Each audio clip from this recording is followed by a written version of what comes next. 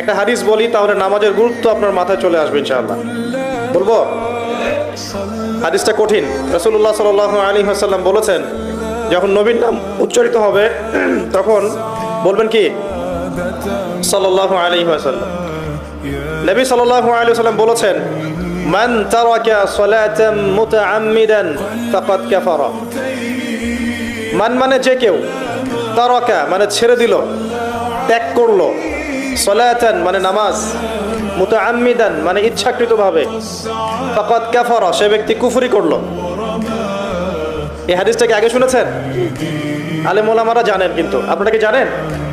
মান তারাকা সালাতান মুতাআম্মিদান ফাকাদ কাফার, যে ব্যক্তি ইচ্ছাকৃতভাবে বিনা ওজরে, কোনো ওজর নাই, ইচ্ছাকৃতভাবে নামাজ ছেড়ে দিল, ত্যাগ করলো, সে ব্যক্তি কুফরি করলো। এখন আপনি বলেন, কুফরি যে ব্যক্তি করে সে কি হয়?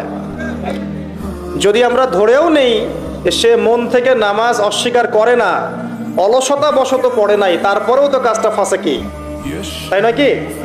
আচ্ছা, তো আজকের প্রথম নসিহত হচ্ছে 5 ওয়াক্ত নামাজ মৃত্যুর আগ পর্যন্ত কেউ ছাড়বেন না।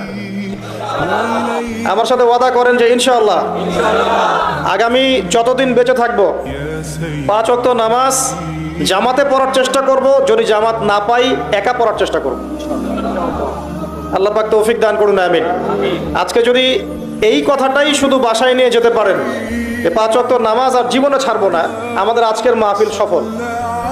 আর আজকে যদি অনেক কথাবার্তা হয় ওয়ার্ল্ড অ্যাফেয়ার্স নিয়ে, ইকোনমিক্স নিয়ে, শেষ জামানা নিয়ে, ঠিক আছে, আমাদের সমকালীন ফিতনাগুলো নিয়ে, কিন্তু দিন শেষে বাড়িতে যদি কিছু না নিয়ে যেতে পারেন তাহলে আলোচনায় এসে কোনো লাভ নাই। এই ছবি তোলাতুলি, ভিডিও করা, হ্যাঁ, স্লোগান দেয়া, আইওয়াজ শোডাউন করার মধ্যে কোনো ফায়দা নাই। ফায়দা কিসে? কদ আফলাহা মান যাক্কাহা।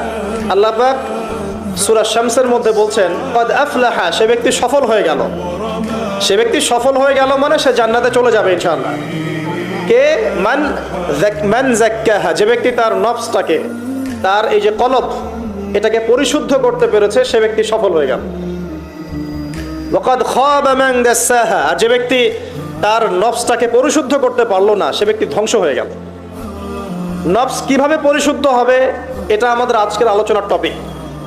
তার আগে আমরা বলি, 5 ওয়াক্ত নামাজ ছাড়া নফস কখনো পরিশুদ্ধ হবে না। আজকে আমরা অনেক যদি আলোচনা করি, বাসায় কিছু নিয়ে যেতে না পারি, তাহলে আলোচনার কোনো লাভ নাই, কোনো ফায়দা নাই। মানুষকে দেখানো, তাকবীর দেয়া, এই যে আমাকে প্রোটোকল দিয়ে নিয়ে আসলেন, ঠিক আছে, ভালোবাসা ভালোবাসার জায়গায়, কিন্তু দিন শেষে যদি আমরা আল্লাহর সামনে আত্মসমর্পণ করতে ব্যর্থ হই, তাহলে এই মাহফিলগুলোর বরকত নষ্ট হয়ে যাবে। আমরা কি চাই যে মাহফিলের বরকত নষ্ট হয়ে যাক? আসরের জামাত আমরা আদায় করেছি, এই জামাত আমাদেরকে শৃঙ্খলা শিখিয়েছে, শেখায় নাই? একজন ইমাম লিড দিলেন নামাজে, আপনারা তাকে ফলো করলেন, তাই নয় কি? এটাই তো হচ্ছে মুসলিম উম্মার বৈশিষ্ট্য। মুসলিম উম্মাহ হবে শৃঙ্খলাবদ্ধ জাতি, যাদের প্রতিটা কাজ হবে সুশৃঙ্খল।